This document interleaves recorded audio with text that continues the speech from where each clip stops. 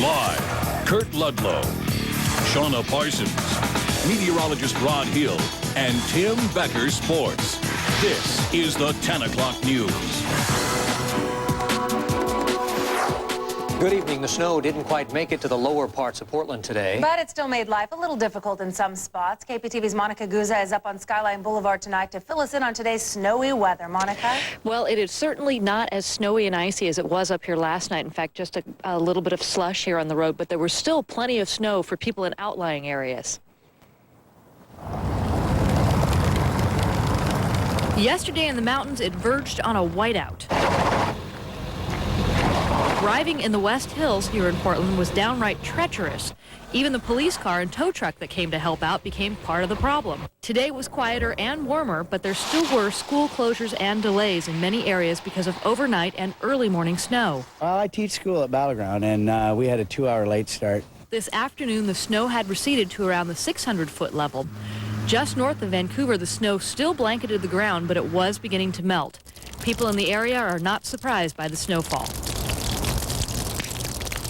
It's here today, gone tomorrow, but we get it. Check out these snow totals since this system swept in. Timberline Resort up on Mount Hood recorded over 5 feet since Saturday.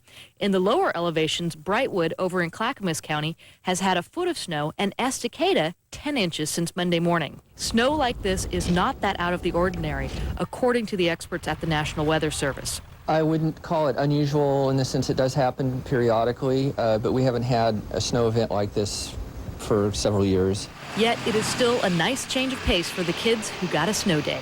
I like riding my horse and hooking up the sled to it and, sliding around. Now, it looks like snow days are going to be over for most of the kids out there. All of the schools should be open tomorrow. But we did hear at least one school's going to be closed, right? Yes, actually, that's Jefferson High School. Jefferson Middle School and Elementary School will still be open. But it's funny, Jefferson High School is going to be closed not because of the snow, but because their heating system has broken down, so they don't have any heat for the school. So no school for Jefferson High School students tomorrow. All right, KPTV's Monica Guzza, thank you. Only about an inch of snow dusted the West Hills of Portland today, but it could take days for crews to mop up the damage to the Santiam Highway east of Detroit. Dozens of trees have fallen on or around Highway 22. As KPTV's Jim Hyde reports, it's one of the main routes from the Willamette Valley through the Cascade Mountains to Central Oregon. Back to Eugene. Yeah, that's basically your only route. State Trooper Craig Huberger is not just stopping cars to check for chains. He's stopping traffic altogether. Trees overladen with snow keep dropping across the roadway. Highway 22 is closed at Idana, about 3 miles east of Detroit Lake. That's a mess. They got all kinds of trees down. They have a semi that's still jackknifed up there. Snowplows go on up towards Santiam Junction, while a log skidder equipped with a blade sculpts a town out of new fallen snow. The wet white stuff stacks up atop anything that's even halfway horizontal and clings to branches, pulling down trees. There's a couple of them up there still. You can see that they're about ready to come down. They're starting to lean.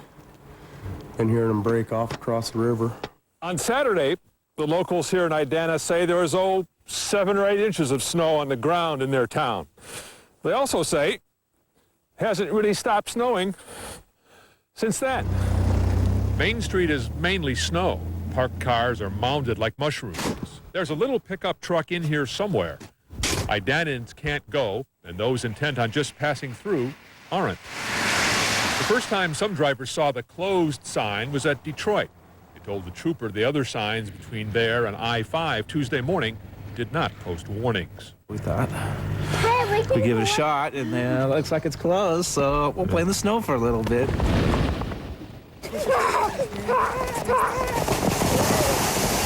It's fun for a while, but those with business in the Oregon east of here must take the long way around.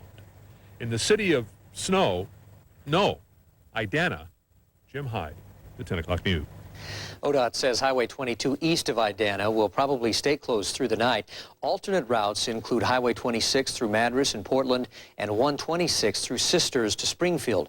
ODOT reports that 3 vehicles were struck or ran into falling trees, but no injuries were reported. It was just beautiful. Isn't that something? Yeah, so is there more snow on the way? Yeah, how about that? KPTV meteorologist Rod Hill up on the weather deck with the answer to that question for us. Rod? Well, I made some phone calls tonight, and it's still snowing pretty darn good up in the Cascades as they continue to see snowfall accumulation and will into the day tomorrow before snow levels start to go up a little bit. Take a look at our current radar here in the western portion of our state. As you know, it's been pretty calm here in the valley today, and this shows over the last 6 hours, any showers we have been seeing this evening are really starting to diminish. And as far as I know, anything falling this evening has been just good old-fashioned rain, at least below 500 feet, that is. Right now you can see really nothing in the city at all.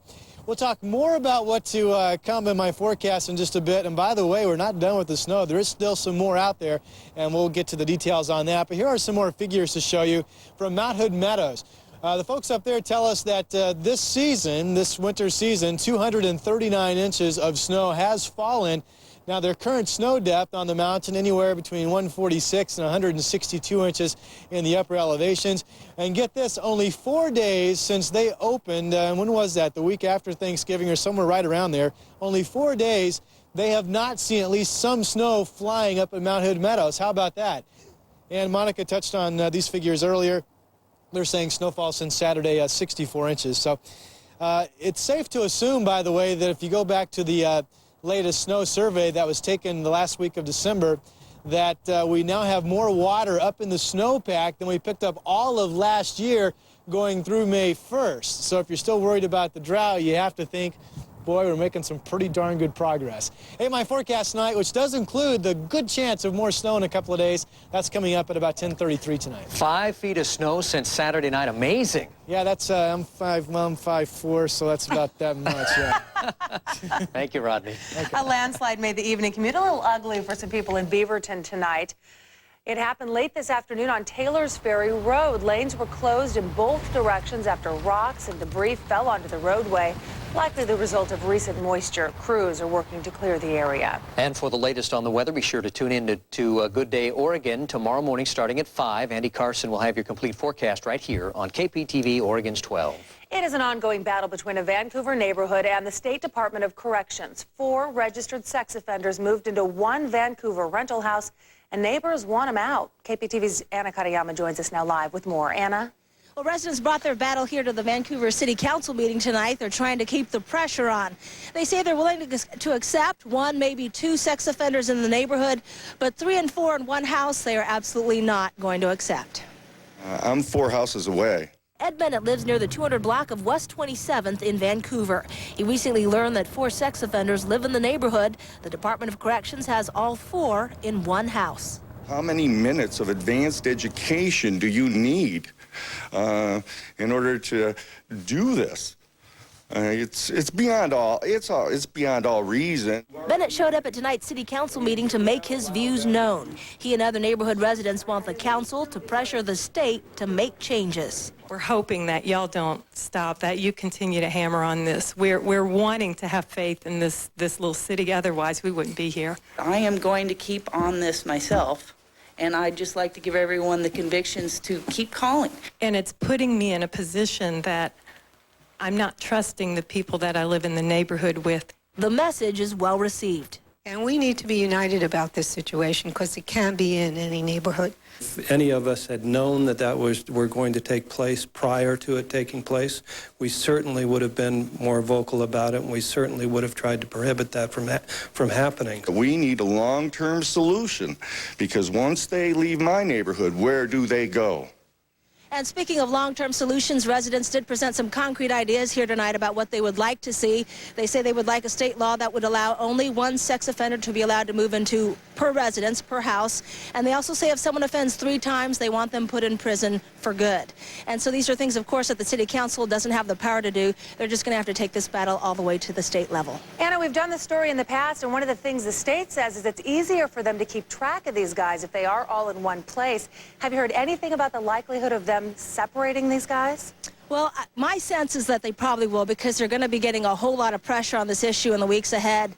It's probably easier for the state, but a lot of the residents are saying that what's easy isn't always what's best. true. All right, Anna Katayama live in Vancouver tonight. Thank you. The elderly convict who fought efforts to force him to finish a life sentence in California died in his Springfield, Oregon home today. 70-year-old Robert Burns died of heart disease and prostate cancer. California authorities wanted him to finish a life sentence there for the 1963 murder of a California patrolman. He served just 4.5 years before authorities returned him to Oregon on different robbery charges. Last year, Burns was almost extradited to California, but won a stay in court. He lived as a free man for 27 years. 18-year-old Adam Ames appeared in court today to face manslaughter charges. He's one of the teens involved in a fatal street racing accident Friday night. Police say Ames jerked the wheel of his Honda to avoid a car turning in his path and hit a pole. His girlfriend, 19-year-old Trisha Ann Thornton, died in that accident. Ames broke his leg and was treated at OHSU Hospital. Police arrested the Gresham teen Monday just before his scheduled release. Well, Portland's chief of police makes a promise to crack down on street racing. In the metro area, 5 people have died during street racing contests over the past several weeks. KPTV's David Wilson joins us from Southeast Belmont with more on what's being done to stop this street racing. Dave?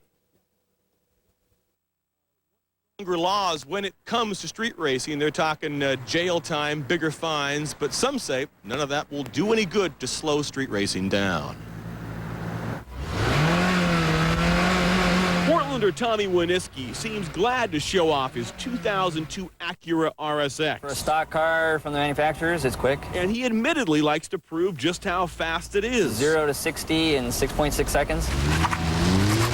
Tommy says he's broken the law on several occasions, racing his Acura on city streets, traveling well over 100 miles an hour. What's the fastest you've ever gone on a city street, you think?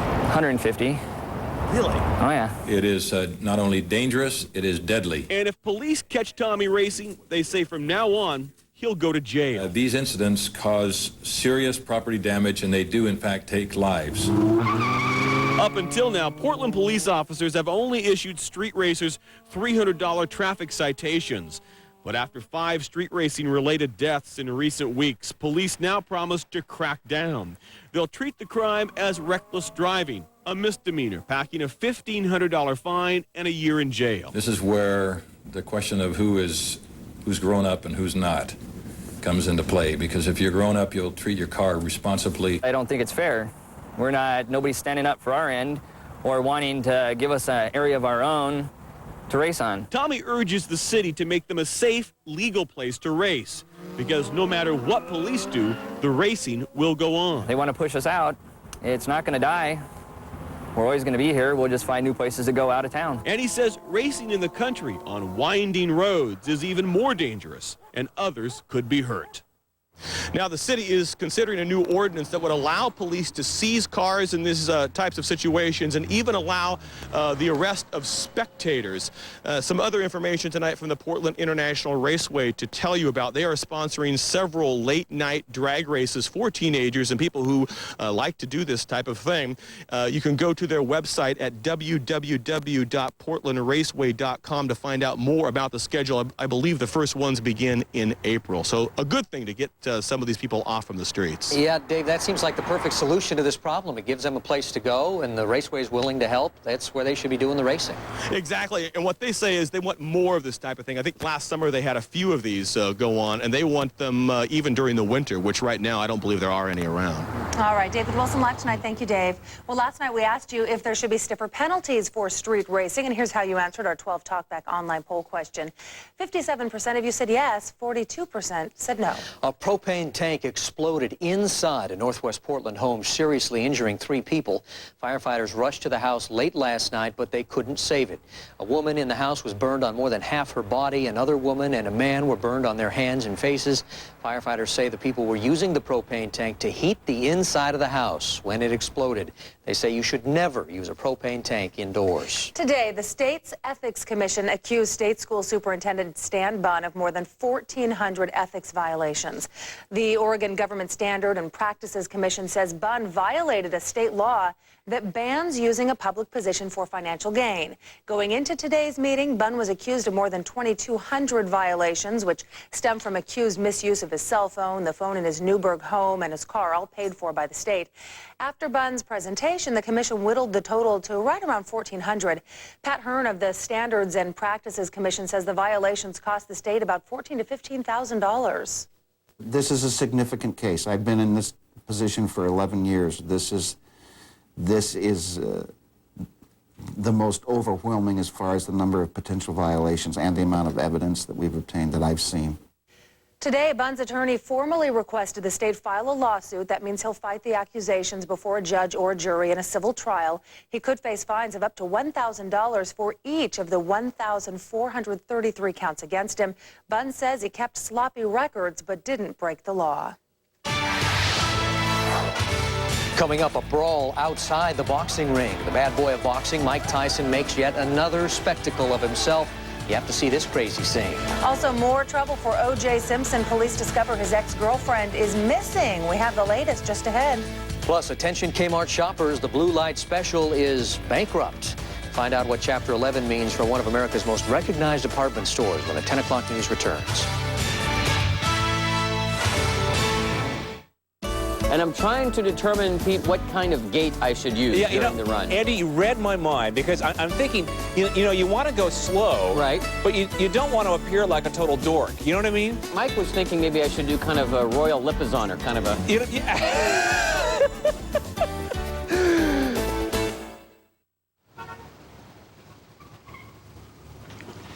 I had my first cigarette when I was 13. When I found out how bad it was, I tried to quit, but I couldn't. Believe me, I wish I could. It's time for Mervyn's Stock Up Sale. Low stock up now or forever hold your peace prices on those little necessities that always need replacing. Why, you could put down new shelf liner, then buy enough stuff to last a whole year. When socks get a little droopy, replace them. When the sheets get a little threadbare, replace them. When the kids get a little cranky, just... Oh, guess they can't help us there. Mervyn's Stock Up Sale. Undies, socks, towels at the best prices. Sale ends Saturday. Mervyn's. Big brands, small prices. He knows who you are. Hello, John Clark. Who is this? He knows what you fear. Okay. You didn't see it, did you? See what? And if you've heard his message... I've seen you afraid. Whatever it is, it's not coming from human vocal cords. You're next. Something terrible's gonna happen. The Mothman Prophecies, based on true events. It's my hand. Rated PG-13, opens everywhere Friday. To get around these parts, they say you need dogs. Good thing I got my Subaru Outback. With loads of cargo space, toasty seat warmers, and the added traction of full-time all-wheel drive, it's the perfect way to get around. Even when you're way out here. Now, as for the dogs, they're not much help if you ask me. Outback, the world's first sport utility wagon.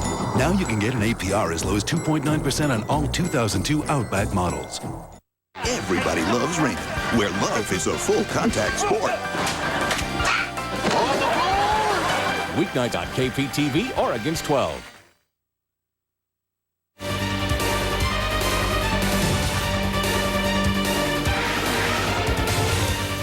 Welcome back. John Walker Lind is on his way to the United States. He is aboard a long-range airplane that took off from Kandahar today. He faces trial on charges of conspiring to kill fellow Americans. His precise destination here is unknown, but he is expected to be tried in federal court in Alexandria, Virginia.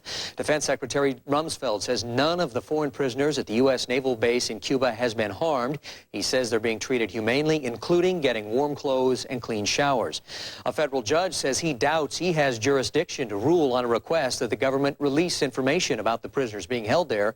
Human rights advocates want the government to identify the detainees and disclose details about why they're being held.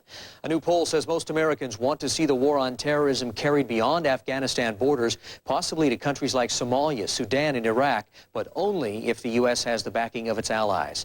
And the Hart Senate office building has finally reopened. It was closed in mid-October because of anthrax. As we mentioned, the man known as the American Taliban appears to be on his way back to the U.S. Meanwhile, the government is defending its treatment of Taliban and al-Qaeda detainees at Guantanamo Bay. Skip Lozier has the latest in the war on terror. Walker is heading back to the United States, where he will run head-on into the American judicial system. American Taliban John Walker has begun the long journey back to the United States. The Pentagon won't say exactly when he will get here, nor where he will go. Mr. Walker has been turned over to the Department of Justice. He will go where they want him. It's believed the 20-year-old Walker will be taken to Alexandria, Virginia, to face federal charges of, among other things, conspiracy to kill U.S. nationals abroad.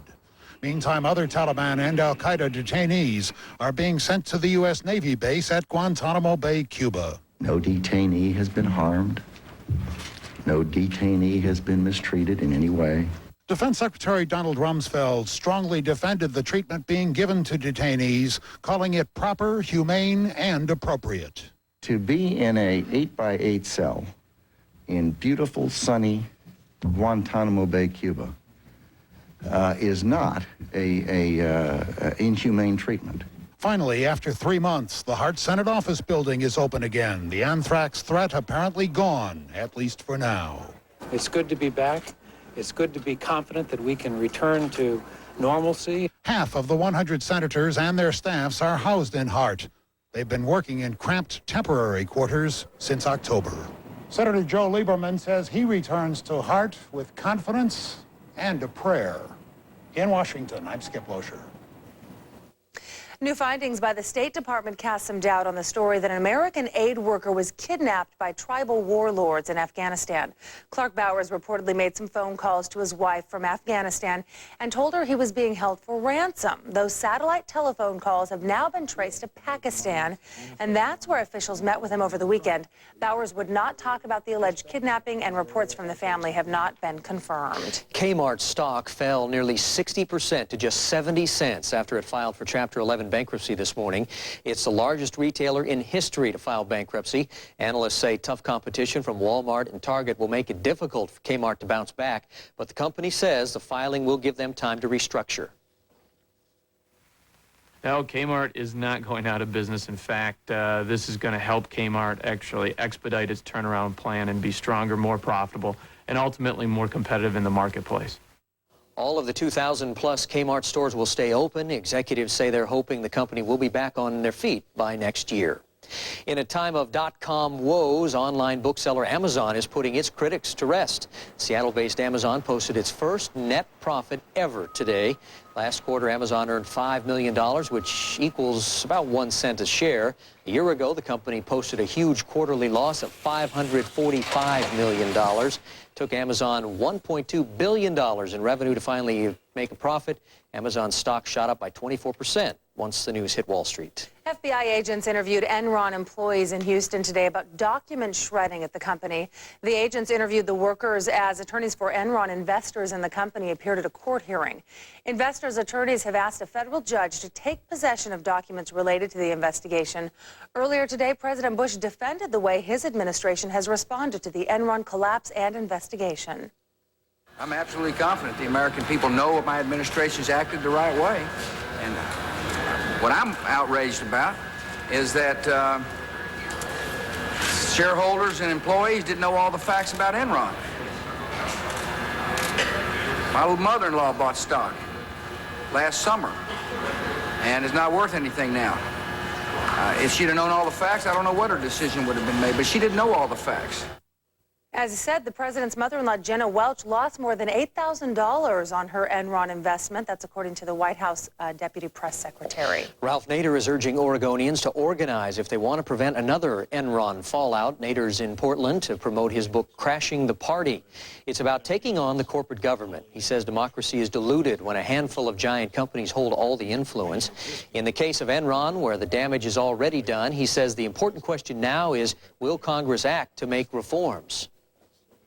That's why third parties are needed, to generate competition, to generate innovation, to liberate the political and civic energies of tens of millions of people who are turned off politics. And when people turn off politics, history tells us politics turns on them. Nader urges people to get involved, make your voice heard, join groups that support your cause. By the way, Nader says it's still a little too early for him to decide whether he will run for president. The Olympic torch lit up the streets of Portland tonight. Thousands of people gathered to wave flags and cheer on local relay runners. In all, 172 Oregonians carried the glass, silver, and copper beautiful torch today from Klamath Falls to Portland. Motorcycle policemen accompanied runners on their flashy procession, arriving in Pioneer Courthouse Square at 8 o'clock tonight. The stop marked day 48 of the Flames' 65-day journey through 46 states on the way to the Winter Olympics in Salt Lake City. And KPTV's own weather champion Andy Carson got fired up to take part in the torch run. Andy ran like, well, only Andy could.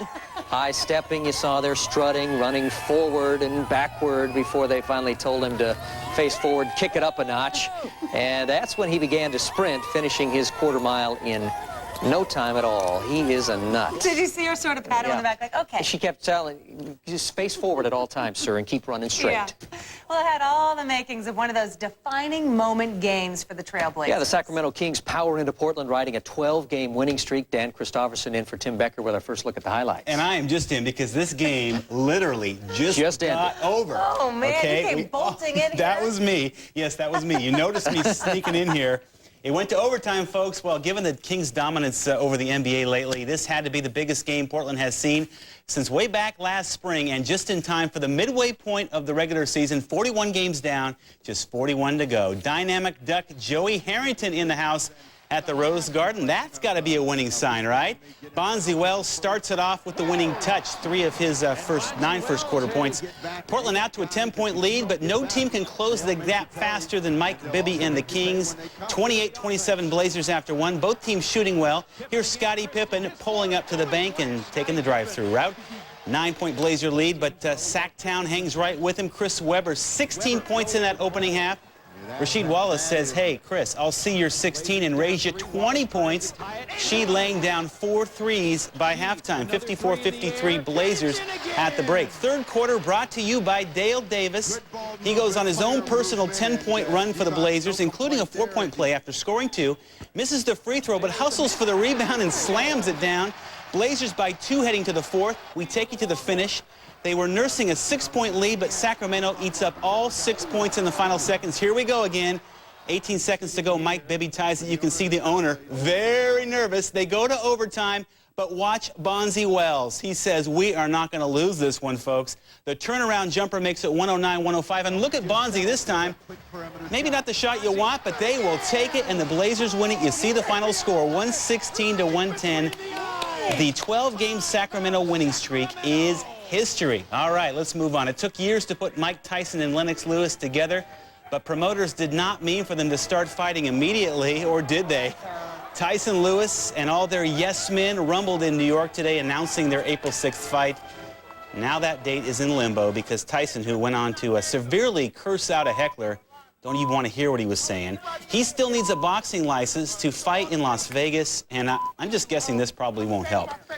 They will hear that on Tuesday. We will have a reaction to the melee later on in sports, including allegations that, yes, Tyson bit Lewis, not on the ear like he did Evander Holyfield. We'll tell you where. A boop, crazy boop guy. I mean, what can you say? Yeah, good impression, actually. Thank you. Oh, man, thank you, Dan. Coming up, meteorologist Rod Hill says things are calming down right now, but a really big snow show could be just a few days away. Details in his pinpoint forecast. Also, a famous voice in the world of music has died. More on the life of Peggy Lee coming up. Plus, Chelsea's new look. The former first daughter is hanging out with some new friends and sporting a new do. The story with the 10 o'clock news continues.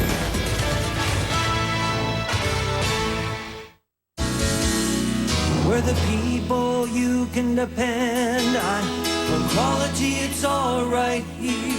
Welcome to the New Year celebration at Dining Rooms Unlimited with savings up to 30%. We are truly a unique specialty store with an unlimited selection of over 50 dining sets on display. From formal to casual, we have the look that will suit any style. So hurry out now to any one of Dining Rooms Unlimited's 3 locations and let us help you customize the dining room you've been dreaming about. It's beautiful. Yeah. Thanks for all your help. It's my job.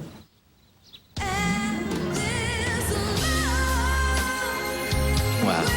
Honey, can we start now? Yes. Yes, we can. We know how you feel, and that's why we're here. Circuit City. We're with you. Yeah, just put that anywhere. O.J. Simpson's ex-girlfriend hasn't been seen for a month, and police are asking him questions. More on Simpson's latest troubles coming up on the 10 o'clock news. Well, Mr. Limbaugh, what has our little agitator been up to this week? Gluing Mrs. Brindle to her chair? Bringing in your sister's underpants for show and tell? Science project took out East Wing? Do you know where smart Alex like you end up? On the radio? Rush Limbaugh has moved to News Talk 620 KTLK. News Talk for the Great Northwest. Tonight's weather report on the 10 o'clock news is brought to you by Acura. Experience the performance today at your local Acura dealer.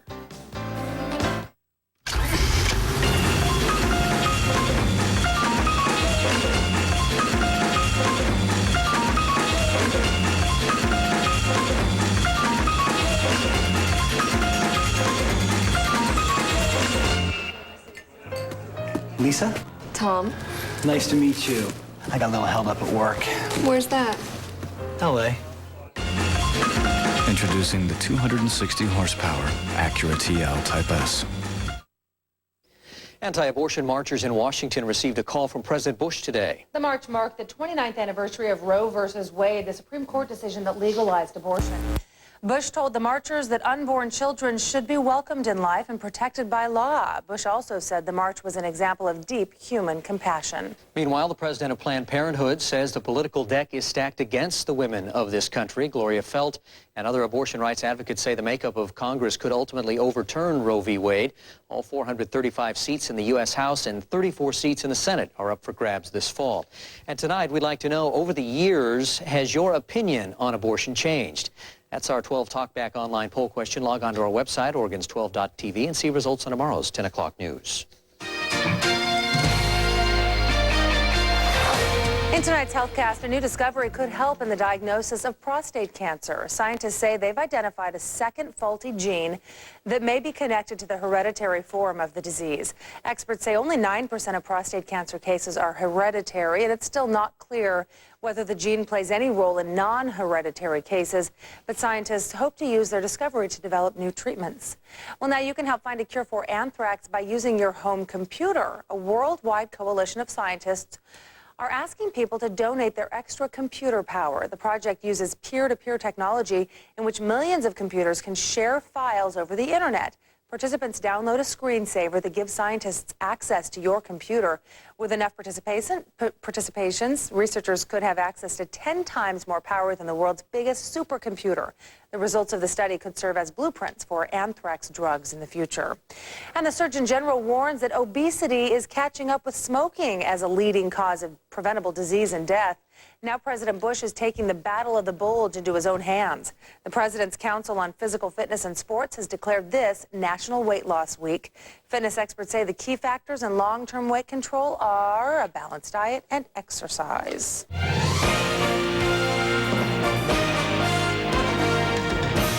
And meteorologist Rod Hill in now, and talking about that snow earlier, 5 feet of snow up on Mount Hood just since Saturday. Incredible snowfall up there. That's a lot. Yeah. We're going to wind things down now. We're going to be warming up the snow levels over the coming days.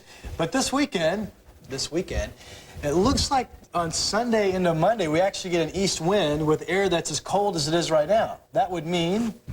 it's going to be cold? Yeah, snow, possibility of more snow. A much better chance You're of the snow. meteorologist for crying out loud. It's that flow off of the Pacific. Always puts it on us. When it's warm, that makes it so tough to get snow here in the city.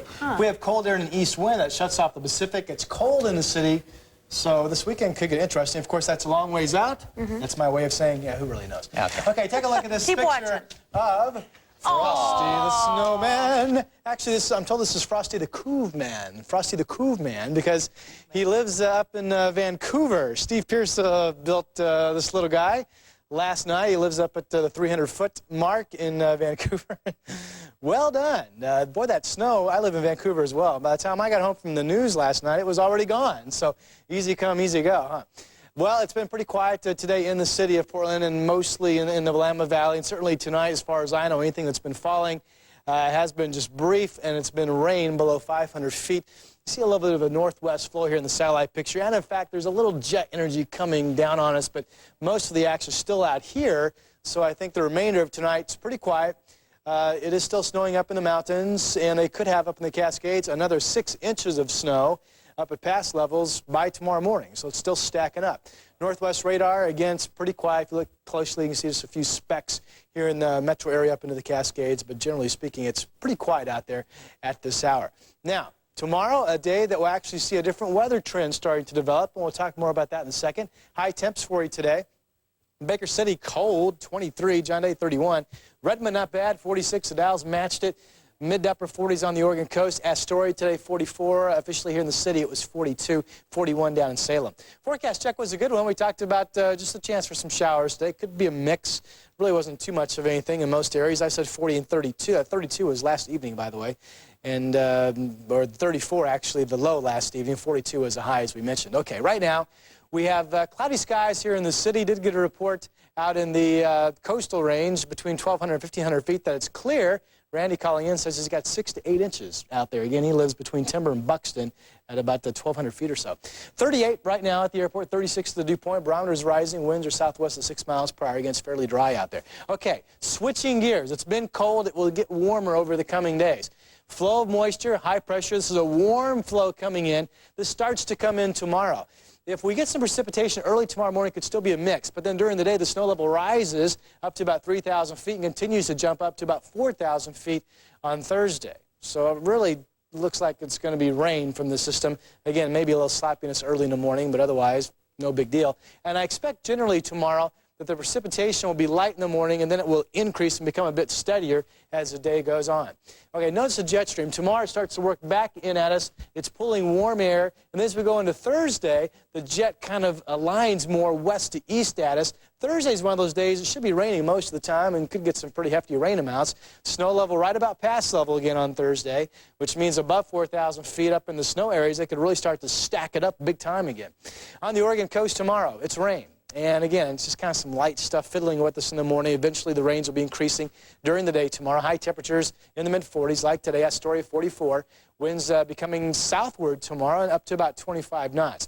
In the valley, again, tomorrow morning, just some showers around. Might not be much of anything where you live, but eventually rains increase tomorrow. Temperatures near freezing at Kelso in the a.m. and then up to 42. Salem, 45 degrees. And then Eugene tomorrow the same. This will be a widespread area of rain developing tomorrow. Up in the mountains, again, the snow level eventually jumping up to about 3,000 feet. Past temperatures still cold, only in the 20s. And snow could become heavy again up there tomorrow night, especially going into Thursday. This is light stuff developing in the afternoon in Bend. Burns and John Day, not much until late in the day. Baker City probably dry until tomorrow night. Same for LeGrand. Pelton, 44, your high, dry until later in the day tomorrow with rain coming your way from the west. The Dalles, 45. Again, dry the first half of the day. Cascade Locks filling with some showers and rain increasing as the day goes on. Light stuff, 36 in the morning. Heavier and steadier by 5 o'clock, 45 then. And stays warm tomorrow night, 44, with the air really getting warm on us. 7-day forecast. Thursday, a real wet one. Again, could be either way at pass levels with the snow level about 4,000 feet. And then Friday, a front comes through, so kind of a break of some showers and some rain. And then we get cold again on Saturday. And then Sunday, I think anything that falls in the city would be snow. And then we get that east wind I was talking about on Monday. So there's the real possibility of Sunday p.m. into Monday that we could have enough snow to make a difference here in the city of Portland. Obviously, that's a long ways out, but the models have been very consistent on this for the past 3 days. Okay. Thank you, Rodney. Now we want to clarify something we told you at the beginning of our newscast. There is a high school that will be closed tomorrow because their heating system has broken. Right. It is not Jefferson High School in Portland. Those kids do have to go to school tomorrow. It is the high school in the town of Jefferson, Oregon, that will be closed tomorrow. Very different. Yes, very. It was a zoo today at one Northeast Portland elementary school. Literally, kindergartners through second graders got up close and personal with some creepy, crawly critters. Now I'll bring it out.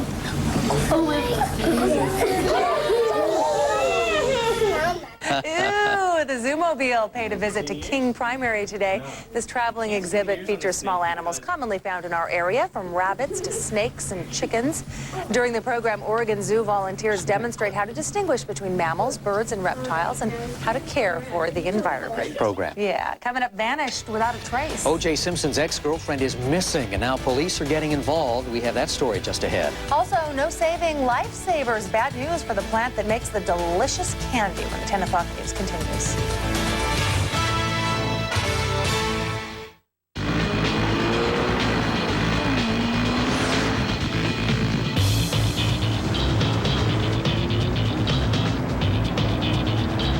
The Dodge Durango.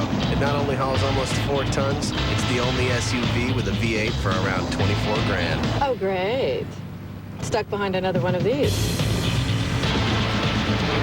Grab Dodge's 7 100 powertrain pledge, plus $2,000 cash allowance or low financing. Ford, GM, and Toyota don't match this.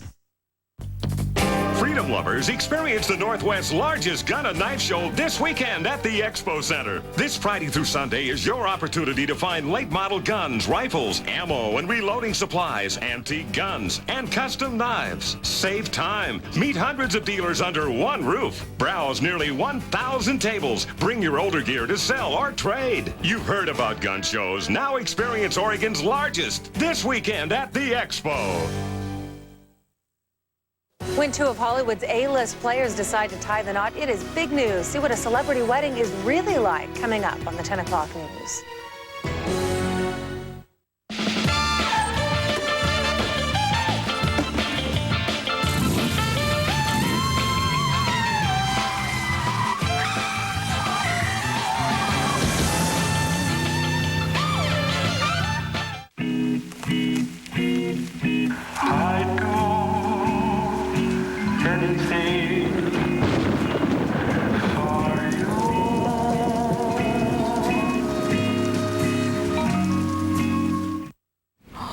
What is this? Thanks to Quest Security Screen, this is what you hear when an unidentified telemarketer calls.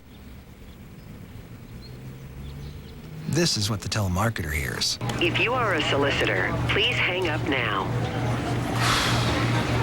Quest Security Screen works with caller ID to help stop unidentified telemarketers before your phone even rings.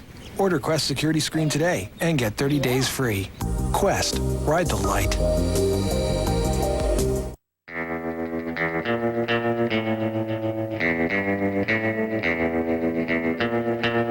Some people like the original.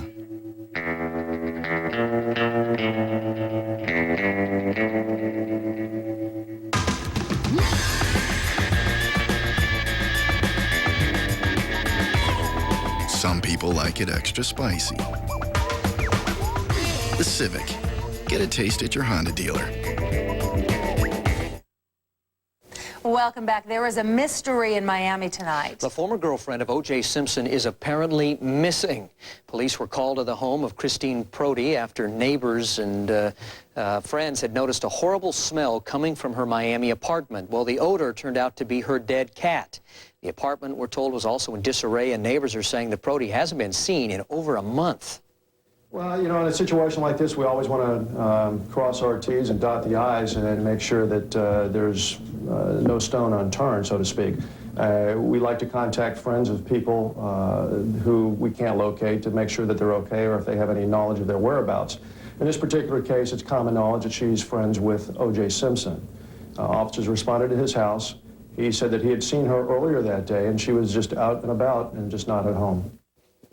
Well, at this time, police in Miami have no idea where she might be. They are concerned, especially because of the dead cat. Police are also saying that there are no signs of foul play so far in the investigation. In other news from America tonight, Sarah Jane Olson was back in court today, this time in Sacramento, to face a murder charge. Defense attorneys reiterated Olson's plea of innocence for her part in a 1975 bank robbery with the Symbionese Liberation Army. A bystander, Myrna Opsahl, was killed in that robbery. 4 days ago in Los Angeles, Olson was sentenced for her role in the attempted bombing of L.A. police cars. She received 20 years to life in prison. An accident on the Alpental slopes in Seattle killed a snowboarder. Teenage boy and his friends were in a roped-off area when he went over a 30-foot cliff and landed headfirst in the snow. His friends dug him out and got help. He was unconscious, though, and never woke up. Nothing can save the Lifesavers candy-making plant in Michigan. Kraft Foods says despite a multi-million-dollar state incentive to keep the plant open, it will shut down operations in the spring. But don't worry, this doesn't mean the end of the sweet, colorful candy. A company facility in Quebec will take on the extra production for lower manufacturing costs. Coming up, what does it take to have a celebrity dream wedding? We talked to a few stars about their fantasy day of nuptials and how they pulled it off. Also, Chelsea Clinton's night out on the town. We have the photos of Chelsea hanging out with a few new famous friends when the 10 o'clock news returns. The crew has created a fantasy world. Would you like to kiss me? Where anything can happen. But if they think it's flawless, That whole program is an accident waiting to happen. they're wrong. Dead wrong on the next Star Trek Voyager. Tonight on KPTV, Oregon's 12. This is my killer DVD system. This is my killer DVD rental section. You have the hardware? Blockbuster has the software. This week at Blockbuster, you'll find all the hottest new movies, and they're guaranteed to be there, even on DVD. Choose from great titles like Rockstar, Kiss of the Dragon, and American Pie 2. All the biggest movies, and you can find them at Blockbuster, guaranteed. Blockbuster, bringing entertainment home. How can you make unlimited wireless calls to home? How can you stay connected to family members on your plan without using up wireless minutes? Only Quest Wireless Shared Minute Plans let you call home on your wireless phone without using plan minutes, plus make unlimited calls between plan members. Anything's possible when you have an advanced network and when the snow melts. Now 2 people can share 3,600 minutes for only $59.99 a month, domestic wireless long distance included. 1 chair, 2 chairs, 3 chairs, 4. There's no room on our floor for more. The chair outlet on Southeast Powell is overflowing with chairs. We have chairs for the living room, family room, dining room, bedroom, or any old room at all. And we have specialty chairs. Come see our shoe chair, the biker chair, and our kids' chairs. The Chair Outlet, 73rd and Southeast Powell in Portland, the only place for chairs. On Wall Street, the Dow dropped 58 to close at 97.13. The NASDAQ was off 47 to 18.82. 10 o'clock news continues in just a moment. How does the Northwest spell country? 98.7 KUPL. Tim McGraw, Faith Hill, and Garth Brooks. Alan Jackson, Shania Twain. That don't impress me much. Lee and Susan and the Waking Crew, they're just too much fun in the morning. I spell country, KUPL. The Northwest spells country.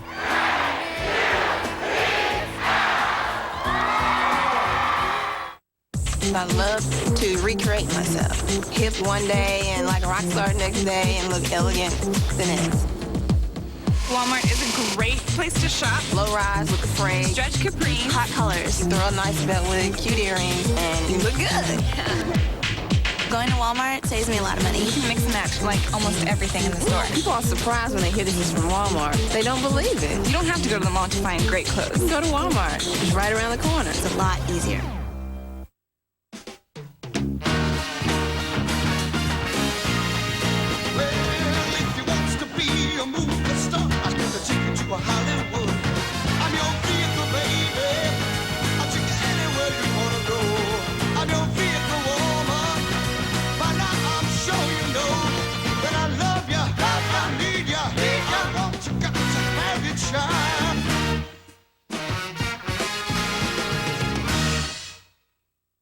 A new neighbor is driving Sammy nuts, and the gang is betting on when he's going to crack. Next time on Cheers. Tonight at midnight on KPTV, Oregon's 12. They're the brightest stars of Tinseltown, and when 2 of Hollywood's A-list players decide to tie the knot, well, it's big news. So what makes a celebrity wedding besides lots of money? The people at InStyle magazine can tell you. Lisa Joyner has the details. I just wanted a princess-style wedding. I wanted the big princess ball dress. You know, I'm very traditional when I'm not working. R&B singer Toni Braxton got the wedding of her dreams, and since she said I do, has never looked back. I love being married. I love having that person there that you can always rely on. Kelly Rutherford, who used to be on Melrose Place, had the traditional church wedding. But when it came to the dress, her fashion sense was mixed with common sense. It had these ruffles sort of coming out the bottom. It was strapless with some beading, and there was beading down the back. Because, you know, when you get married, your back is to the group most of the time when you're up there saying your vows. So I thought I wanted it to be really beautiful and elegant from the back as well. But what makes a woman mush more than an emotional groom? Eddie Cipriani of Third Watch kissed at the wrong time and could barely get through the vows. I started crying. I didn't even, it was tough to keep my composure. I promise to love you unconditionally. Through the good times and the bad times, I promise to laugh with you and to cry with you.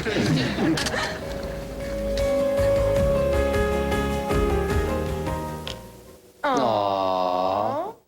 Former first daughter Chelsea Clinton is sporting a new do. She showed off her shorter haircut at this fashion show in Paris. Her hair isn't the only thing turning heads these days. As you see, she's also hanging out with some high-flying friends. Among them, Academy Award winner Gwyneth Paltrow and megastar singer Madonna. Chelsea turns 22 next month. The music world has lost a distinctive voice. Jazz legend Peggy Lee died at her Bel Air home last night after suffering a heart attack. When you kiss me, fever when you hold me tight. Fever. What a great song. During her more than 50 years in showbiz, the singer-composer starred on Broadway, won a Grammy, was nominated for an Oscar. Lee endured a troubled childhood, 4 broken marriages, and a long history of health problems. But it's her sultry voice that fans will always remember in tunes like Fever and Is That All There Is? A jazz critic once said, if you don't feel a thrill when Peggy Lee sings, you're dead, Jack. Peggy Lee was 81. Nice. Yeah. Final look at the morning forecast with meteorologist Rod Hill. And we'll pass the Olympic torch to a golden-armed Oregon Duck. Joey Harrington's latest run to glory up next. Why is United Furniture Warehouse so popular? National brand name furniture and mattresses at savings of up to 1/2. That's why. United Furniture Warehouse.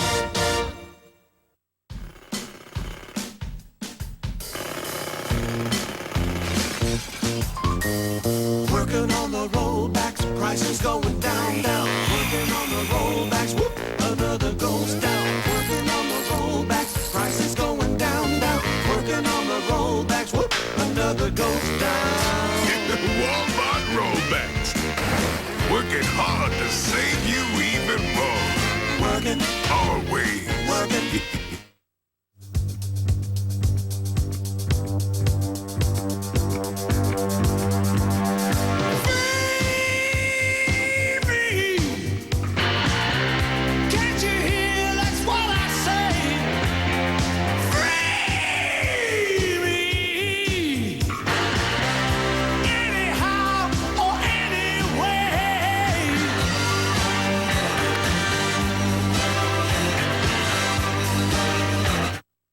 Dr. Martin Luther King Jr., 39, of Atlanta, Georgia, died on Thursday, April 4th. He is survived by an 87-year-old man who makes his opinions known, by a woman eating lunch with her friends, and by children who have yet to hear of segregation. His legacy is celebrated at the National Civil Rights Museum. Denny's is proud to donate $1 million to the National Civil Rights Museum. Stop by to help reignite the dream. Freedom lovers, experience the Northwest's largest gun and knife show this weekend at the Expo Center. This Friday through Sunday is your opportunity to find late model guns, rifles, ammo, and reloading supplies, antique guns, and custom knives. Save time. Meet hundreds of dealers under one roof. Browse nearly 1,000 tables. Bring your older gear to sell or trade. You've heard about gun shows. Now experience Oregon's largest this weekend at the Expo. One visit and you'll be convinced. Choosing to buy furniture and mattresses anywhere else is like choosing to pay higher prices. United Furniture Warehouse. Tonight's sports report on the 10 o'clock news is brought to you by your local Northwest Chrysler dealers. Seduction can take many forms. Feast your eyes on the newest. Chrysler PT Cruiser. Equipped with plenty of enticing standard features, like air conditioning, power windows, and up to 13 seating configurations. And now you can get all this for under $16,900. Sounds pretty tempting, huh? Chrysler PT Cruiser. It's waiting. Get 7-year, 100,000-mile powertrain protection on any new Chrysler PT Cruiser. Now, sports with Dan Christofferson.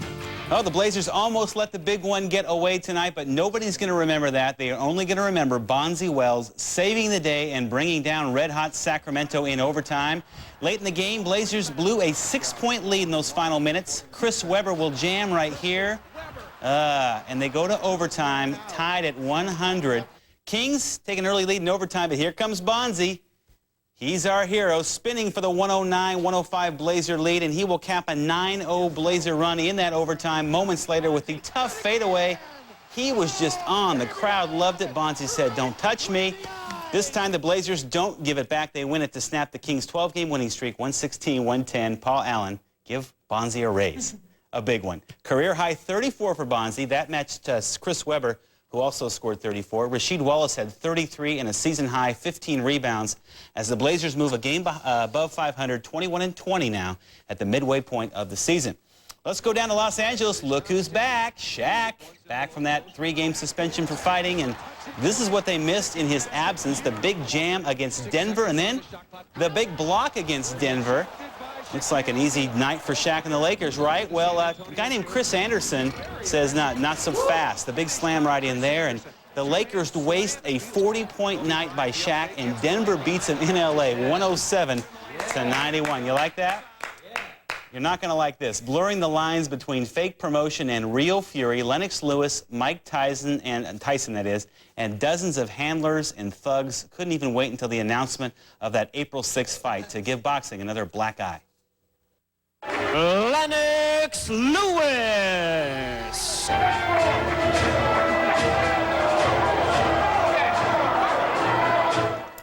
What do you know? They came to see a boxing promotion and they got WrestleMania instead. It's hard to tell who got the best of whom, but later Lewis claimed that Tyson bit him in the foot. Nah, not Tyson.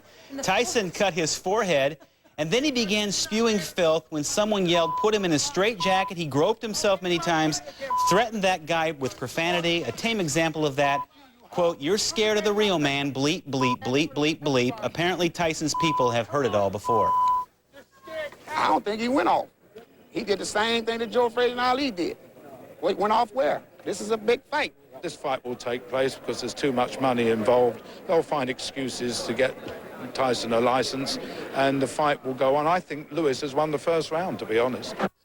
Whether we'll ever see another round is up to Nevada boxing authorities. They take so-called publicity stunts like this very seriously. Someday somebody's going to get either knifed or killed at one of these things, and I certainly don't want the blood on our hands. I'm very, very adamant about this. I said this morning early to the participants, do not let them pose, so there would not be a problem, and yet they did. The Nevada Commission meets next Tuesday to rule on whether to give Tyson a boxing license for this Lewis fight. Good luck with that. A highly respected football coach who fell on hard times with the Tampa Bay Buccaneers did not stay unemployed very long. Just 8 days for Tony Dungy. He's the new head coach of the Indianapolis Colts. And if anyone deserved a victory lap with this Olympic torch thing, how about the pride of Oregon Duck football, Joey Harrington, the quarterback. 3 weeks after winning the Fiesta Bowl, 3 weeks to the day actually, Joey got to carry the torch in Northeast Portland. That's right near his old neighborhood. Looks like the knee's okay. You remember he hurt it recently at a senior all-star game. Nothing would stop him, though, from carrying the torch, and he called it an honor. What else? From someone like Tyson to someone like Harrington, nice to end on a nice note. That's right. That's what we do these things. Thank you. All right, Rodney. Wake up weather, just a few showers around overnight tonight, generally below 500 feet. It's rain above 500 feet, though. It's pretty light stuff. 36 in the morning. A reminder again, we made a faux pas earlier in the show. No classes because of no heat at Jefferson High School in Jefferson, Oregon. Yes. Not out of town. Not in Portland. Right. Good night, everybody. See you tomorrow. All I want to do is to thank you, even though I don't know who you are. You let me change lanes while I was driving in my car. All I want to do is to thank you, even though I don't know who you are. You let me change